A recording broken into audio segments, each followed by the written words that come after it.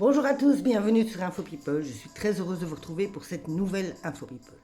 Pour ceux qui ne connaissent pas la chaîne, si vous aimez, surtout n'hésitez pas à vous abonner et à rester avec moi pour la sortie d'autres vidéos.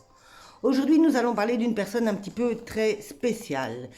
Tout le monde connaît son nom, elle est là depuis un petit bout de temps. Elle fait un petit peu l'unanimité dans le monde du délire. Nous allons parler de Ruby Nicara. Ruby Nicara, pour ceux qui la connaissent, c'est une, on va pouvoir dire chanteuse, une rappeuse peut-être. On ne sait pas trop comment la situer. Elle est surtout connue pour être la fille qui a vendu l'eau de son bain. Si tout le monde se souvient, à l'époque, elle a fait un business de l'eau de son bain. Ça lui a rapporté énormément d'argent. Mais le personnage de Ruby est un petit peu étrange. Si je fais une vidéo sur elle, c'est parce que je ne sais pas s'il faut en rire, en pleurer. Je ne sais pas.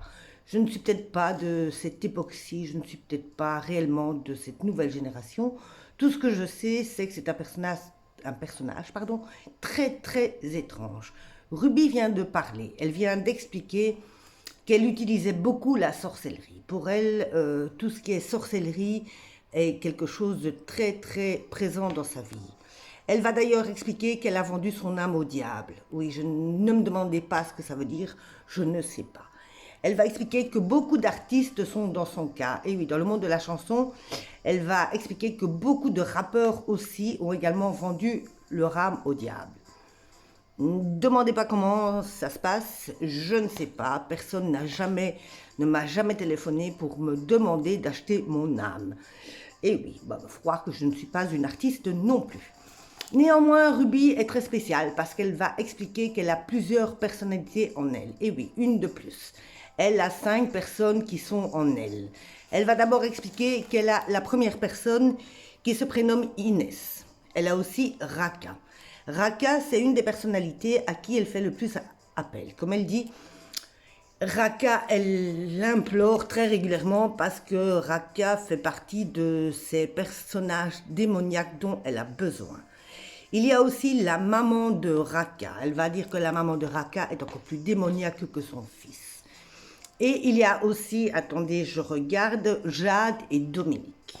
Donc, comme elle dit, elle n'a pas beaucoup d'amis parce qu'elle et ses 5 personnalités sont déjà très occupées durant la journée. Elle n'a pas besoin de discuter avec des gens comme vous et moi. Je suis très contente qu'elle n'ait pas besoin de discuter, surtout avec moi. Je ne pense pas que je tiendrai la discussion.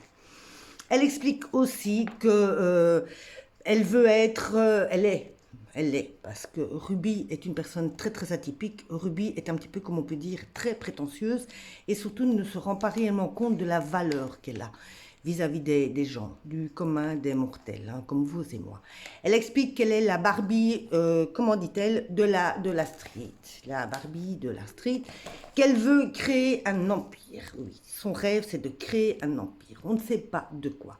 Est-ce que c'est un empire démoniaque? Est-ce que c'est un empire qui va aller avec sa sorcellerie? On ne sait toujours pas. Néanmoins, moi, ce qui m'étonne quand même, c'est que énormément de gens suivent cette jeune femme.